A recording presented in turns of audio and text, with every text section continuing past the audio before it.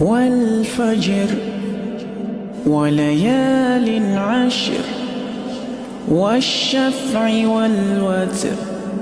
والليل إذا يسر هل في ذلك قسم لذي حجر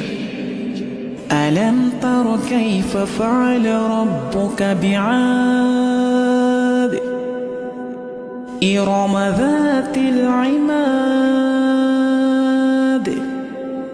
التي لم يخلق مثلها في البلاد